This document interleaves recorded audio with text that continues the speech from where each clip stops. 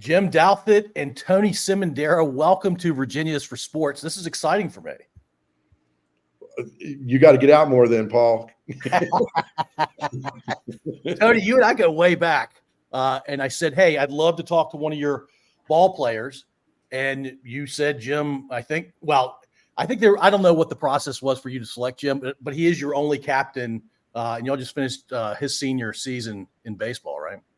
Yeah, absolutely. I thought Jim was a natural because of his leadership on the team this year, but also think he's got kind of an interesting story to go with it in terms of, really having a breakout season as a sophomore with a lot of high hopes, and then having an injury that took him out of commission for our season last year, and then having to return, still making captain and returning this year, and having to come back from that.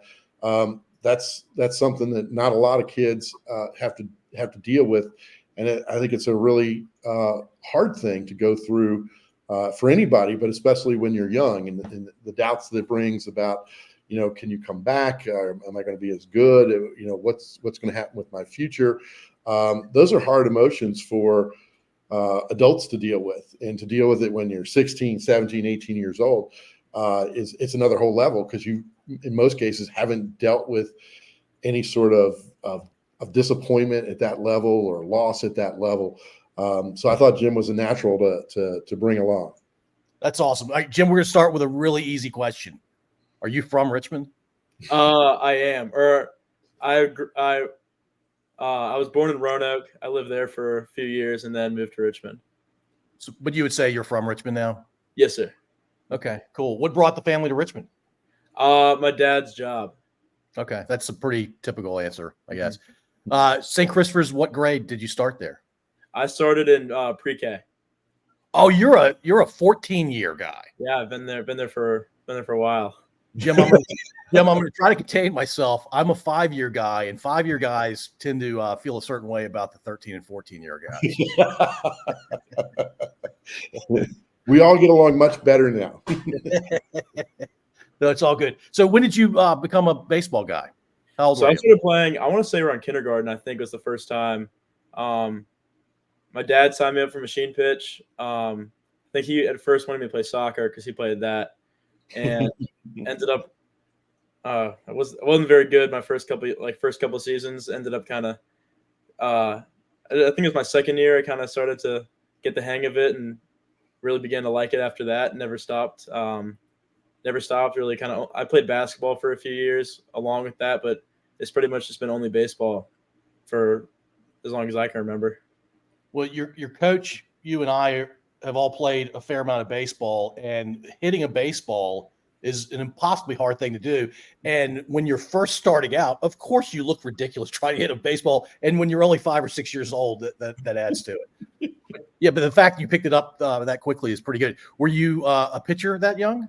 So I didn't really start focusing on pitching. So I want to say around 12. I kind of had some like, I think when I was like 11, I had like a growth plate kind of thing in my elbow. And then I never really focused on pitching. I was kind of more of an outfielder until when I was 12 on my travel team. They kind of started having me pitch a bit and had some success there. And then when I moved to the big field when I was 13, I really that's where I kind of became a primary pitcher. I was still hitting. I was playing some first base and stuff then, but kind of through the years, really probably by the time I got to high school, it was pretty much I would hit for high school, but during the summer I was pretty much only pitching. During the fall I was only pitching. So pretty much just been a pitcher for a while now.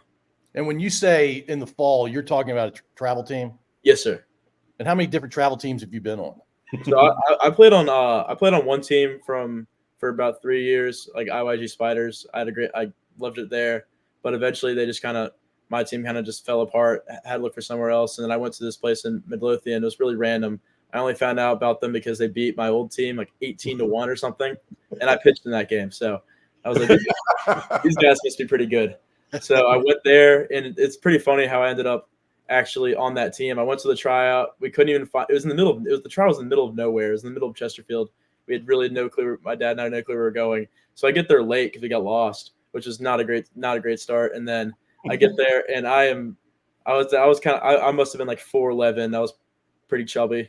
Wasn't the greatest, and did not make it my first tryout. But they sent another email. They were looking for some more guys for some more guys. They're adding a third team, and they had a second tryout, and there was I was the only guy from the first tryout who came back because I was just still looking for a team to play on. And they never said it then, but they said it about a year ago. The only reason they took me then is oh, well, he's lefty, and he's the only guy who came back twice, and we have a spot that he's got a spot for him. So it's That's kind of cool. ended and up. now you're on the precipice of playing in college. Yeah, so it's kind of funny how it all works out. Yeah, you mentioned playing first base, outfield, hitting, and you're a lefty, both pitching and hitting. Yes, sir. Okay, what do you enjoy the most? And just because you're doing all of that for St. Christopher's, right? You just finished the season, but you did all of that. You played in the field, you pitched, and you hit. Right? Yeah, didn't play a field a lot this year. Kind of DH'd and pitched, and then I guess I played a little bit in the outfield my sophomore year. Didn't really do anything my junior year, but then I kind of played the outfield all my freshman year on JV. So it's kind of been here and there, played a little bit. So I could never pitch. I was awful at it. I think I pitched one game and I got rocked, and everybody realized, even the players' moms knew I shouldn't pitch again. And it takes something special to be a pitcher that I just didn't possess. What is it about you and your personality and your physical gifts that make you a good pitcher and allow you to gravitate to pitching? Because it's not easy. It's not for everybody. Yeah, I think for starters, I'm just left-handed, so it kind of always just gave me a natural advantage. And I've always thrown kind of funky. I've always been kind of a low slot guy, which for the longest time when I was 12, I don't know where. I think I started seeing MLB guys. There's this one guy for the Orioles named Darren O'Day, who I thought he was a submarine guy, and I thought he pitched so cool, and I would try to imitate that. And so over time, I never really got submarine, but I got a low 3/4 slot, and I think that always kind of benefited me. I always was kind of just a little weird. I never have thrown the hardest, so I've been for the most part, I've always been kind of a pitch to contact guy. Developed a breaking ball, which has gotten me pretty far. So those are kind of been my strengths on the mound. And just one thing, I always just kind of gravitated to it. It was kind of the first place in baseball where I found kind of real success. I was kind of an average hitter when I was younger, and then I ended up being got on the mound. I kind of found some real success there, which kind of gravitated to that. Thought it was fun. I just kind of liked being out there. I liked having the ball in my hands, and was a lot better at that than I was at hitting. So I began to really enjoy that. I'll jump in there, Paul, and say, Jim is one of those guys who everything he throws moves. Mm-hmm. So, in 10th grade, he started to have some success. And what we were telling our catchers was just set up behind the plate. Don't even, call for balls in or out. Just set up there and know that Jim's going to throw it and it's going to move. And he had a lot of success with that. So even whether he was throwing what people call it a fastball, but it's a straight ball. But it wasn't straight; it would move. And then and we would tease Jim about he throws frisbees up there at the hitters because it's down here and it kind of just slides across. And when he's on, even though he talks about being a pitch to contact guy, there's a lot of swing and misses because guys just don't see the ball very well out of his hand. And so that's his gift. You don't always have to throw 95. You just have to have it move, and especially at this level. And I think at the next level, that's a big thing, and that's a great advantage. The other thing I'll say that Jim has that a lot of high school kids don't have is, and you were talking about it, about that presence on the mound. He's pretty calm out there. No matter what's going on, even if they're getting some hits, even if he's struggling a little bit to throw some strikes,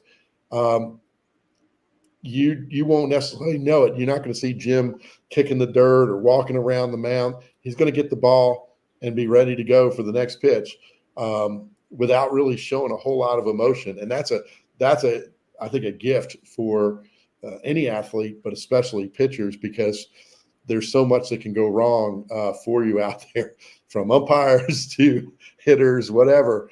But those are two things that are I think really unique about him, where he throws from, and the ball movement with that, and just sort of his presence out there. Yeah, Jim, are you as calm as you look? Sometimes internally, not always, but that's kind of something my dad has always kind of harped on, is just stay level headed, like, and that's kind of anything, like stay, like if things are going well, kind of stay humble, and then if things are going bad, like keep your head high and just keep going. So it's kind of something that I try to do. Sometimes, I mean, sometimes I'll get excited sometimes in a moment, and I'm not afraid to kind of let that emotion go. But like especially when something is like not going well, I'm gonna make sure I keep my composure out there, and just kind of I think it's just a good thing to have. Yeah, chin up is what I was always told, and depending on what just happened, it's kind of hard to keep your chin up at times. But yeah, the sooner you get that chin up, the better things will be. Keeping the chin down doesn't result usually in good things happening. All right, we've talked about a lot. I want to unpack where you throw the ball from. So I had a guy named Clay Meredith. He pitched for the Padres, the Red Sox, and he had one other stop. Might have been the Orioles. And he talked about, I called him a submariner, and he was offended. He said, "I'm a sidewinder, man." And he meant, you can't see me entirely, but he would come almost like a 90-degree angle from his torso. That's how he threw the ball. Are you pretty close to that slot? I'd say I'm a little bit higher than that. I'm kind of like, I'm like right there most of the time. And then it's pretty much be in somewhere like that range. It's never really, it kind of seems over the years, it's kind of gotten like, for a while, it's kind of like a straight 3/4 when I was like younger. And then over the years, it's kind of progressively gotten lower. It's been about the same for the last 2 years. So I think that's probably the slot where it'll stay. But it's a really low 3/4. At times it can get to like pretty much straight across, but I'd say it's more of like a low 3/4. Did it naturally drift to low 3/4, or did you intentionally go there? So, I mean, yeah, like I kind of said earlier, like I kind of like mimicked that when I was younger because I thought it like just looked cool to throw. And then at first, like I used to like be really pushy when I threw when I was like really young, and then I was able to get out of that, and I've always just kind of thrown from that slot. I don't really know. It kind of always been the most comfortable for me. I've never really been able. He'll get mad at me because he knows what I'm talking about in the outfield. That never doesn't really work very well. I've heard too many times make an adjustment and gotten chewed out. But I get it because I'll throw from here from 150 feet away, and it ends up tailing 20 feet to the right or to the left. Yeah, I threw 3/4 even from shortstop, and the balls did some things that shouldn't have happened. And I'm sure I heard from Coach Szymendera about that too. Yeah, I've gotten that from if it's a ground ball, I'm throwing to first. I've heard a million times like get over top, or especially if it's a ground ball if it's like double play, like runner on first, ground ball back to me, and I'm throwing to second. That's one I have to make sure I kind of get on top as much as possible, or else I'm going to end up with a 2-seam to the second baseman, which is pretty hard to handle when you're trying to turn a double play. So. Well, but it feels unnatural, right? Because you've thrown a lot of pitches, and making that play doesn't happen a ton. That's hard to make that adjustment. Yeah, it's definitely something I had to work on in practice throughout like 3 years. I think by the end of this year, I'm pretty confident to say I've gotten better at that than I had been. Even by the beginning of the season, it was not good, but I think by the end, I kind of got more comfortable throwing to bases and stuff. As he yelled at me a bit more, kind of got a bit more natural. Got stuck in my head a little bit. And he was yelling out of love, I'm sure.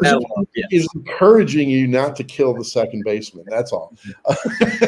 Well, I think in a lot of those situations, especially in the infield, what happens is, you get a ball and you got a chance at a double play, and the tendency is to rush. And when you rush, you wind up aiming at the base and the ball tails away. When you take that little split second, you can lead that throw a little bit and actually can be fine. And that comes with repetitions, and that comes with, confidence out there and that sort of stuff. So yeah, he didn't hurt anybody this year. Yeah. The old saying I picked up from the Army and said, you're going to VMI, you're going to get a military experience. Slow is fast. Mm-hmm. Right. Yeah. Just slow down a tick, and it'll all work out. You'll actually end up faster and better. Right. Yeah. All right. So let's go through your pitches as a sophomore. Tony said you broke out as a sophomore. What were your pitches that year? So I kind of made my money off of just kind of like my four seam. My four seam is a little unpredictable. It would like have some two seam run or have some cut on it. For the most part, I had a bit of two seam run on it. I was able to do that. And then my big pitch that year is my slider. I had a lot of that was kind of where I had the most success. I was able to throw for strikes a lot, so I get ahead in counts. Like if it was a 2-0 count, I could kind of just flip that in there and pretty much be 2-1 and throw it again. That was always the best thing I had. And then I was able to kind of pair my fastball off with that and had a lot of success with that. And then here and there, like a changeup, I threw that in kind of situations where maybe they were on my breaking ball a bit and I'd have to go to a third pitch. But that wasn't too often. I was kind of, for the most part, I was able to get through lineups with just my fastball and slider. And this idea of pitch to contact. I mean, I've certainly heard the term. I don't think anybody I ever played with was thinking pitch to contact because you wanted to strike them out, right? How do you control yourself? Pitch to contact takes self-control. You have to be okay with. And by the way, do your pitches normally end up in ground balls or fly balls? Yeah, I tend to get a lot of more ground balls. Everything I throw has a lot of sink on it, so get a lot of rollovers. It's kind of where, probably a lot of those. I guess hit the contact when it results in a lot of ground balls is better than hit the contact with balls being launched towards the outfield. Yeah. Depends on the infielders. Yeah, fair point. All right. So did you get injured before the season, your junior year? So it was right after finished my sophomore year, and then my first couple outings that summer were I was doing all right, and then I was down in Georgia for it was like my second outing in like 5 days, and I kind of just noticed, like from when I was warming up, I kind of noticed something wasn't right. I was feeling something in the back of my elbow, and I got into like the third inning. I got into the second inning in that in my velocity was way down. It was kind of obvious something wasn't right. Coach asked me if my coach asked me if I wasn't feeling very good, and I said like, yeah, my arm hurts. And this is pretty. This story is kind of funny. There's this friend. He's another pitcher who was on my team, and this guy was stupid. He couldn't. So my coach told him go get ready like they're going in next inning, and he didn't take that literally. So he was still taking his time like getting loose until the inning was over. It was like 3 up, 3 down, like really quick inning, and he hadn't even picked up a baseball yet. So I had to go back out there for like the third inning, and that's where my arm kind of just that's where it kind of resulted. I really felt it there. So I got through that, and then ended up throwing. I thought I felt all right. Ended up throwing one more outing. After that, I was kind of done. Like I couldn't extend my elbow all the way. Like it would like kind of be like locked, like in this position. Like I couldn't extend it all the way. Was something torn? So I had a stress fracture, and I think it was in my olecranon. So I'm not familiar with that. What is that? Right there. Okay. And at first, they didn't think it was anything serious. Like it was like a 6-week injury. They thought I'd be pitching by the end of like the next fall. And so like the last setting I had was like July, like I want to say like July 14th, like middle of July, and got it checked out like a week after that. And they thought I'd be throwing by like October back 100%. And that really didn't happen at first. Like we kind of knew pretty early that wasn't going to be the case. And at first, like, all right, we'll be back I'll be 100% by the time the winter comes, and I'll be able to kind of have a good off season going in my junior year. And for whatever reason, it just took a really long time to heal. I didn't really see a lot of progress originally. And it took a while. I kind of felt like I was in the same spot. I kind of had there was at one point where I was back throwing for a little bit and I was feeling pretty good. And then when I kind of got to some higher intent throwing, I could tell it still wasn't good. So I kind of had to go back a bit. So eventually I think around sometime in April, I finally got back on the mound, was able to start throwing bullpens again. And then I ended up having one appearance my junior year. And I think it was like our last game of our regular season. Didn't go great, but it was good to be back out there for that just short amount of time. But that's kind of it ended up being around 11 months from 10 months from when I got hurt to when I was back. So it took a long time, but ended up coming back stronger. I felt like Velo was back. Felt like I had matured physically, and so it sucked me my junior year, but ended up being all right. Yeah, I mean, a couple of reactions there. It's obviously awful to miss your junior year of baseball, and it's your best and favorite sport, I assume. Mm-hmm. And so you compare that to this idea that, and I've always worried about this. You play a lot of baseball every calendar year, right? Yes, sir. Every 12-month period, you're playing a ton of ball, and you just use the term stress fracture. Well, I mean, I have to ask the question: do you think all of that baseball could have contributed, if not directly led to that fracture? Yeah, I definitely think it was. When I got hurt, I was talking to my physical therapist, and he was saying that there's studies coming out about stress fractures recently, and that every year it seems like kind of slowly. It used to be a really rare injury, and every year they're kind of slowly getting more and more common with pitchers. There's a guy I'm friends with over at Benedictine. He's now in college, and he had the same thing. He was dealing with that his senior year, and I think he ended up that thing kind of lingered like mine did, and he ended up he hurt his, I want to say May of 2023. I know he got surgery over this winter. So he's still kind of dealing with that off and on. So, and there's been other guys that I don't know like personally, but I've been told just kind of in Richmond that are dealing with like the same injury, where it used to kind of just be like you might see one a year as like a doctor, but now they're seeing like kind of more like they're kind of just like slowly ticking up. So I guess that could be attributed to baseball, like just kind of being played with like. There's a lot of theories of why that's the case. I think the main one is that when kids are playing baseball year round, just takes a big toll on their bodies. Probably is the truth if I had to imagine. But I mean, still. Go ahead. Sorry, finish your thought. That was kind of it. I just messed you up. Sorry, Jim. Paul, I think we talked about that, previously. That, part of the issue is that there's no regulation. Like in high schools, we have pitch rules, and you throw a certain number, and you have to, not pitch for a certain number of days. And a lot of the, travel ball stuff, even if there were rules, there's nobody really to enforce it. And so, you can go to, and you could wind up in a tournament, and Jim probably knows this, and it's probably happened to him, where, you go to a tournament, you play 4 or 5 games, in a weekend, and nobody has 15 pitchers to cover, 35 innings and keep everybody. So, somebody like Jim, who's a nice guy, might pitch on Friday, and they say, well, can you just give us an inning on Saturday? And then Sunday, maybe they get him for another inning. And all of a sudden he's pitched 3 times in a weekend, or even just twice. And that's, I think, where some of the stress comes, because they're not necessarily throwing during the week and preparing. It's all loaded into one, compressed period of time. And I think that's some of the difficulty that goes on. And of course, 16, 17, 18-year-olds, they think there's an opportunity for a coach to see them. Jim's a good guy. He's gonna try to help the team. So all that plays into, I think, just sort of, not looking after kids' health and long-term viability. And I don't think anybody's intending to do it. I think it's just hard. It's just the way they schedule these things. It can be a lot. Yeah, well, and Jim, I imagine you certainly want to help your teammates, but you also want to play. You want to pitch.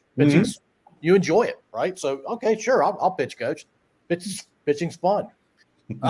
So, through the course of a 12-month period, you can decide when this 12-month period starts and ends. How many coaches do you have in that 12-month period? 2 or more? And I mean head coaches. So, I think roughly. I mean, I pretty much play on the same travel team full time. It's rare I'm playing with like someone else. So it's probably just be 2 head coaches, for the most part. And then I'll probably play with like another team, like fill in like here or there, like once or twice in a year. But do your coaches talk to each other? The primary 2, do they talk? Tony, you guys talk? Not really. You don't have time, right? It with the seasons, they kind of like if it was kind of in the spring, I feel like it'd be more common. But with it being like summer, I know some coaches do, but I never really communicate like that. Yeah, we're more likely to talk with whoever Jim is working with as, say, a pitching coach, to that coach, because what we'll try to do, especially in the off season, is coordinate. We don't want to tell him, well, this is our pitching regimen to get ready for the season. He's already working with someone, and now we're going in two different directions. We can work together with that and make sure that if he's got a guy that he's working with, he feels good about, and it's going to get him ready. That's great. Back in the day, in your day, Paul, there wasn't a lot of that, and we had to do it at the school and build a guy's arm strength up. Now these guys come in, they're on a program, and if we can coordinate, okay, this is our first scrimmage. Jim needs to be ready to throw 30 pitches, whatever it is, by this date. Everybody gets on the same page, and that's a really good thing. Mm-hmm. So there's a good transition, it sounds like. Yeah. How many innings do you think you pitched in the last 12 months? Right, because you've been actively pitching. Last game your junior year, just finished your senior year season. How many innings do you think you pitched in the last 12 months? So I think I threw around 16 last fall. I want to say 36 point something this spring, and I think it was around 20 something last summer, building up.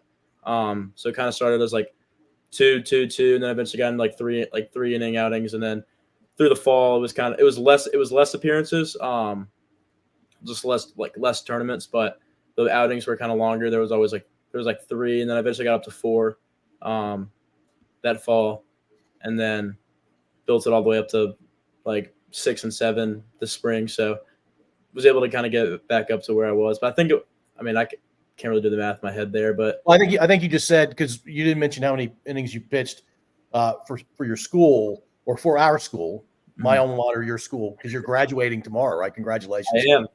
On that. That's awesome. I was telling Tony before we got on, or before you got on, Jim, we had to go another week. I didn't graduate until June. You guys are graduating early now. Yeah, I'm glad. I'm ready. I wish I graduated a week earlier too back then. But it sounds like you pitched 150 plus innings, I'm guessing, between all the teams you played on. I would say that many. I think in the last, maybe if I was healthy and I was like, it could probably get up to around 100. I don't think it was that much. Well, you had me at 70 before you said anything about St. Christopher's, and maybe I'm throwing way too many innings for St. Christopher's. It was it was 36 in the spring for St. Chris, and then you got it.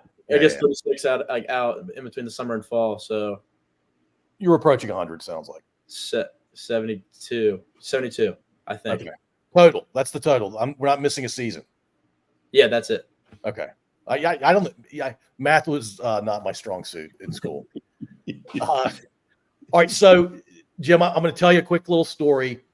I played basketball at St. Christopher's, and going into one of the seasons, there was talk about we were going to be the first undefeated team ever in the school's history. We went 3-14. Yikes! I mean, literally, we had tons of talent, but we didn't play well as a team, and it was brutal to go through that season. And the funny thing is, one of those 3 wins was against the best team in the league. I mean, we had the talent, we had the ability to win every game. We just didn't execute well as a team. What were your expectations going into your senior year for the team? Sounds pretty similar to what you just described. If you were to tell me last September a season with the way it was, I wouldn't have believed it. I thought this year we had going into this year. I thought we were gonna be really experienced. We had I would be back, and then we have five now, or this year, juniors that have been on the team since they were freshmen. So those guys were in their third year. They all had been playing throughout. They all had played, I want to say, almost every inning the year before. And I thought we were going to we had some really good guys in that class. And I thought we were going to be kind of experienced all over the field. I thought we were going to have a really deep pitching staff. And I thought we were going to make a run at be one of the best teams in the state.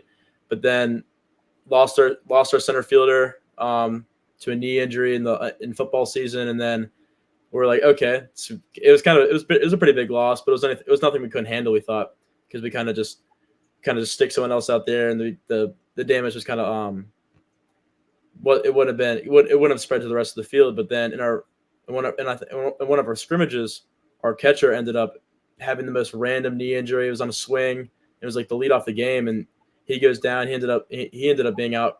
Couldn't catch the rest of the season. He ended up coming back and hitting a little bit towards the end, but we lost him, and that kind of created like this kind of like trickle down effect where we had for a while we had our shortstop then catching, and then we had an 8th grader playing short, and then so the third opened up. You can have an 8th grader play varsity? Apparently. Oh wow. Yeah, he's a stud. He's gonna be really good one day. Sounds like he's pretty good now. He probably and I think it's kind of in hindsight, like if none of this guys gotten hurt, he wouldn't have even been considered being on the team. I'd probably feel like, and then he ended up like I thought he could have played the field for us even if we were all the way healthy. I think by the end of the year, like that was kind of a strong suit throughout the year. He was really solid in the field for us. So that was kind of we ended up being a way different year than we originally thought. And it was a frustrating year. We won our opener, beat Stewart by a bunch of runs, which we usually don't. We usually play them pretty tight last couple of years. So that was pretty exciting. They're coming off a state championship, so that was a good win. And then we knew we had Cape Henry and Miller our next 2 games, and we got rolled in both of those games. I think 11-1 and 8-0. And that was a time where we kind of had to take a look at ourselves and like, all right, we're not the team that we thought we were. Because those 2 were 2 of the best teams in the state, and they just beat the brakes off of us. So what are we?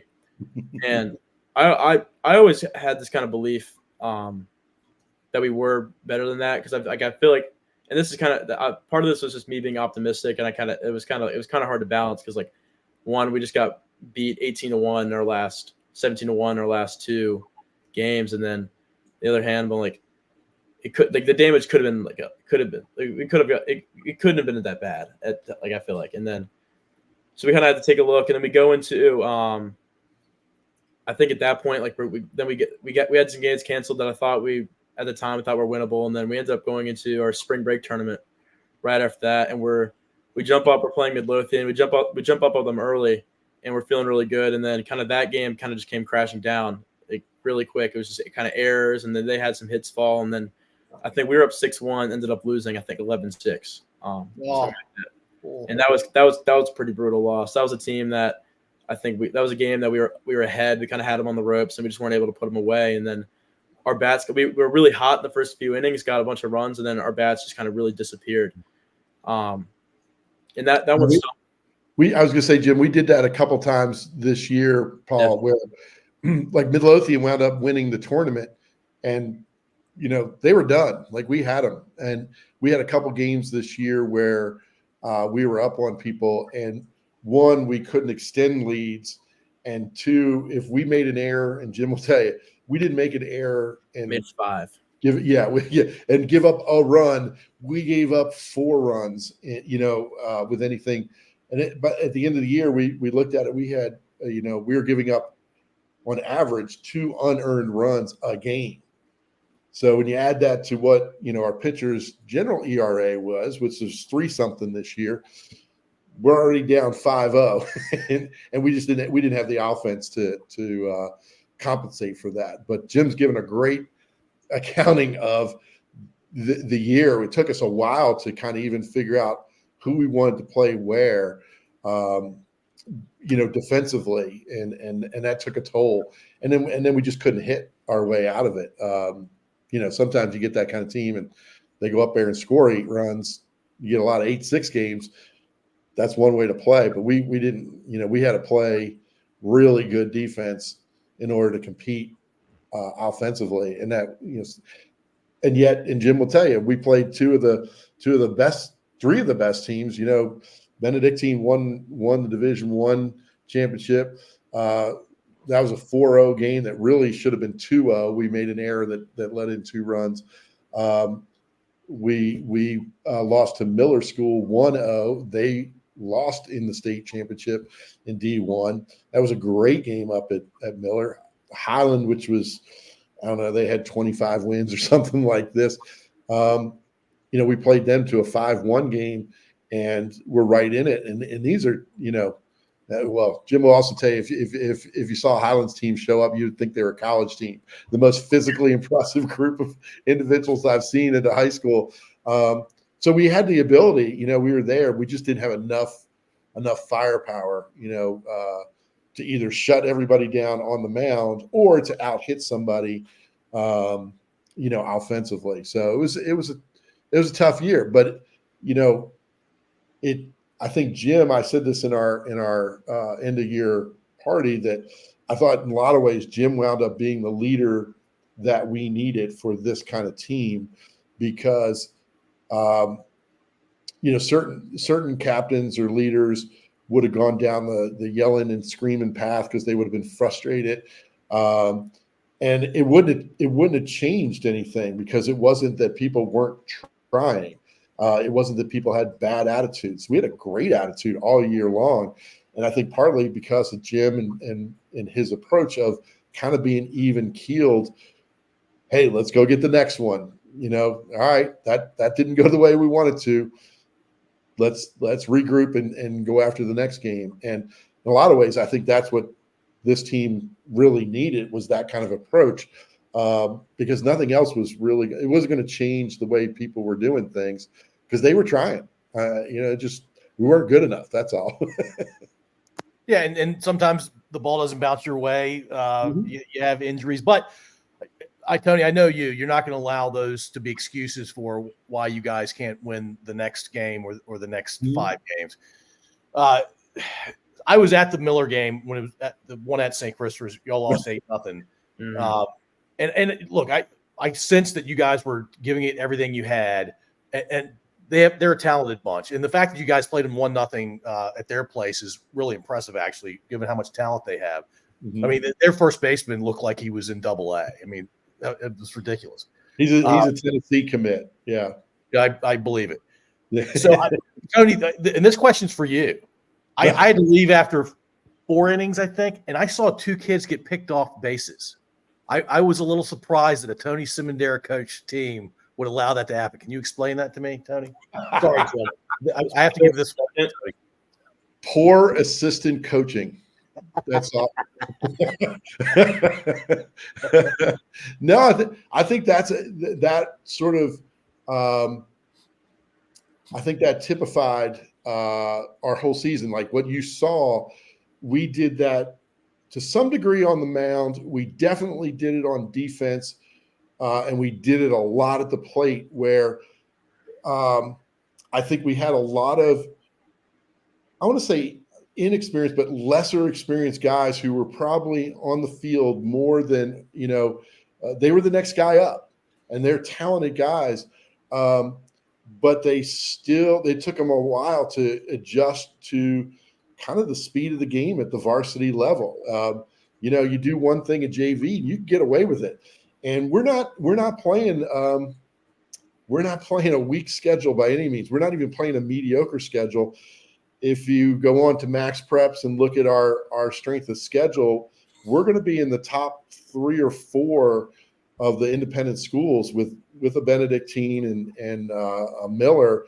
And some of the teams who made the state tournament have a much lower strength of schedule. So we never got the benefit of a breather. The next game was, you go from Cape Henry to Miller, you go from Miller to the Deep Run tournament and playing 5 and 6A public schools. They all got a guy who can throw. They all got big bats through the middle of their order. And that's who we want to play. That's, who we think we are. And we can compete with those teams. We're going to win some, we're going to lose some. But we were not as deep as we needed to be this year to be ready for some of that. And, that's, like you said, no excuses. That those are reasons we had to get better. And we finished the year winning our last 3 games, which I think is a testament. Again, I said this to the boys at our team ending party, that by then a lot of teams would have been cooked. Their seniors would have been out of there. At least their body may have showed up to practice, but their minds were gone and their spirit was gone. And that wasn't the case. Like our seniors were engaged despite the record, despite who we were playing, or we're not going to the States. And that's, why are we doing this? We're not a professional baseball organization. We're a school. We're trying to teach lessons. And here's one about showing up even when things aren't going well and doing the job. You show up, you do the best you can. And, in the end, we won 3 games, including a one with a walk-off hit in the bottom of the 7th to beat the home school, which always has a really competitive team. And that's the character that you're looking for. That's what, ultimately, you can talk about how many wins some coaches got or how many championship things are on the outfield fence. And that's great. That's, it's meaningful. But at the end of the day, guys like you, Paul, go on and have professional careers. Your soldiers, your dads, your businessmen, they're doctors and lawyers and so on. And what you're hoping is, you can draw on some of these lessons.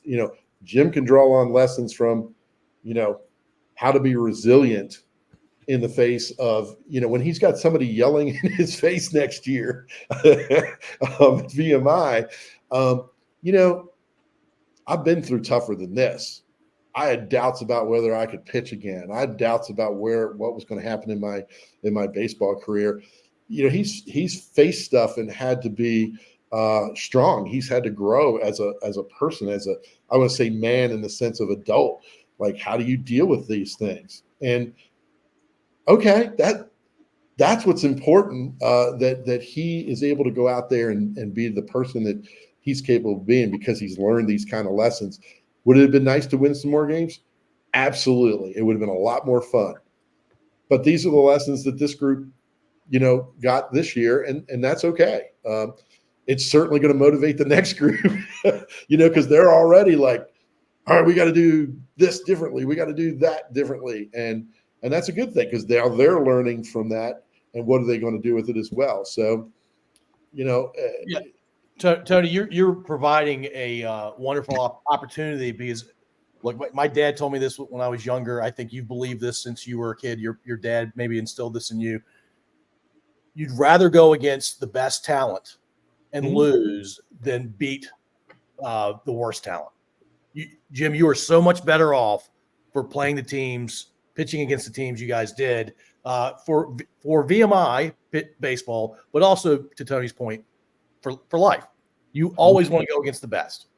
And by the way, you learn as much, if not more, from losing than you do winning. Well, Paul, that's exactly what I was just going to say. Is that's a phrase that you hear because losing makes you stop and think and makes you say, well, what is it? Is it that this team, this person is just so much better than me? In which case you go, okay, well, I got stuff to work on and I don't have to feel bad about that. Or, I didn't give my best effort. And what do I have to do to make sure that doesn't happen again? You can get away with so many things when you're winning. I mean, that's always been when we've had winning seasons. I'm the voice of gloom and doom most of the time. It's like, good times end, fellas. Like, you're getting too high. Coach Starnes would say the phrase is that the fatted calf is the first to slaughter. Yeah. And it's true. It's good is the enemy of great. There's a whole bunch of those things that you have to keep in front of guys, and that can be a really big challenge with teenagers too, because, hey, it's going, why do I need to do that? This is working. Well, it's not going to work against so-and-so, but sometimes until you see that and lose, you don't get the lesson. All right, Jim. Sorry, Tony. When was the last time you had a military haircut? I imagine never. You might have been a baby. So my hair's been long. My hair's been long for pretty much my whole life. Do you know what the process is? Do you have to come with a shaved head, or do they do it? I'm pretty sure it's one of the first, might be the first thing they do. I mean, I think they march you in to the barracks. They They may yell at you for a second, and I think then they just send you off to shave your head. So you're doing it in the first hour. Do you have friends or family members that went to VMI? Yes, sir. I think I'm the 5th person in my family to go. Oh, wow. So it's been a couple generations since we've had someone go. But like a while, like it's been like we've had a number of people go. I've had a lot of friends go. I know a lot of people on their number of people on their baseball teams. There's a couple of guys from Richmond in my class that are going. One who I play travel with, so pretty cool to go with him. Another guy at collegiate who I've played against for years. So, yeah, that's awesome. You're gonna know some people going in there. I think Tony kind of alluded to this earlier. All you have to do is just keep going, man. There's nothing that's going to happen there that's so tough that you can't endure it. Mm-hmm. Yeah, and you probably already know that. I'm guessing. Yeah. I mean, the worst thing you can do is quit. Mm-hmm. Mm-hmm. Yeah, but you're not. You're the salad you've got going now is salad. It's really sweet. It's not going to be a thing. When do you report? I think so. I think August 16th, August 17th, somewhere right there. Are you nervous now thinking about it?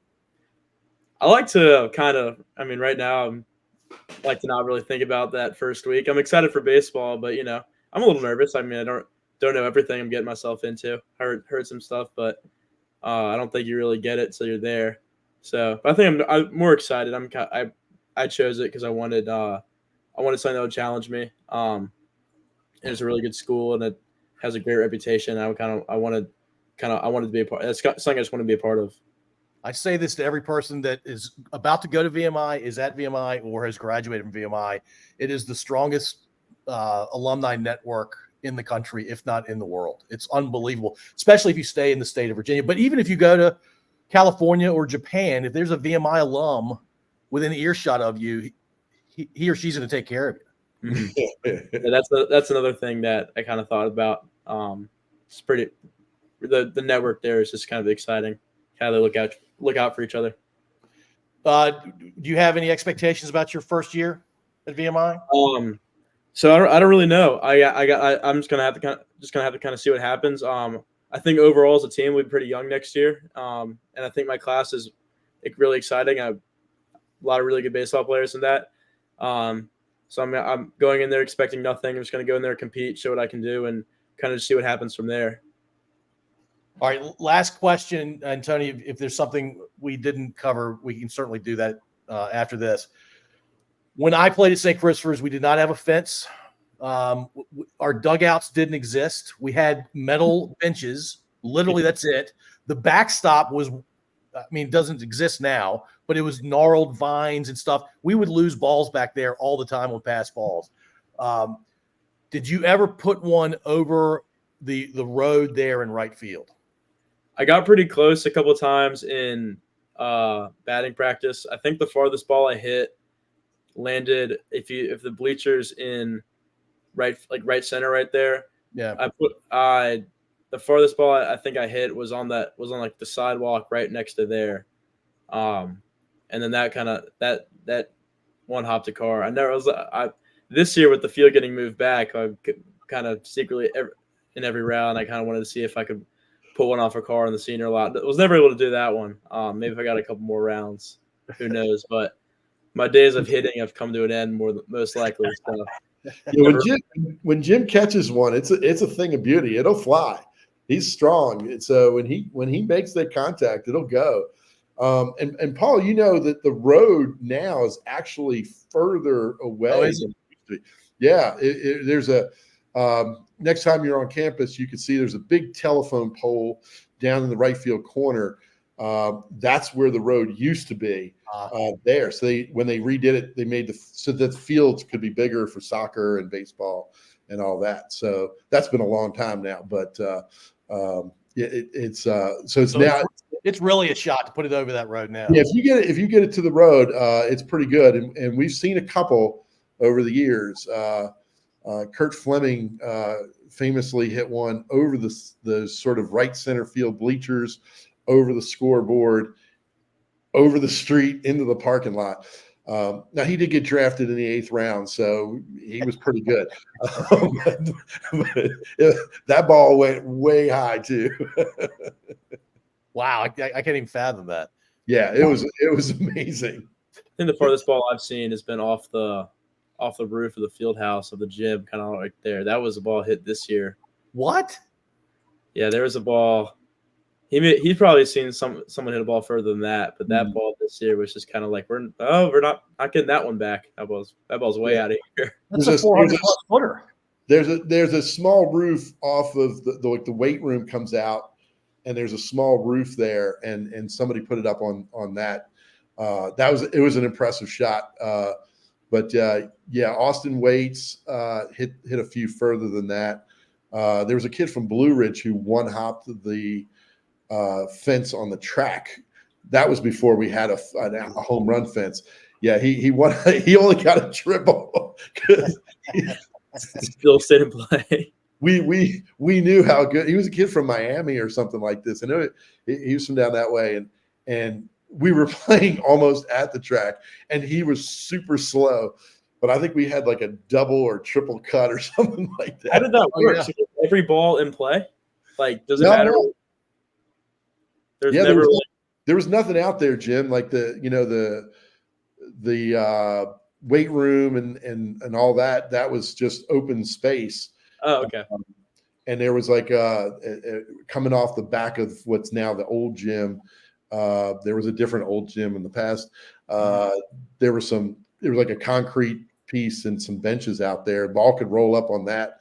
All that was in play. It was a shot. Most of the time, the ball's going to roll out there. But yeah, I've been a part of a few double cutoffs, and the way it would work when it went to the left side, whether it was over the left fielder's head or between left and center, I would be the first cutoff, and then the second baseman would come to where I would have normally been for the cutoff.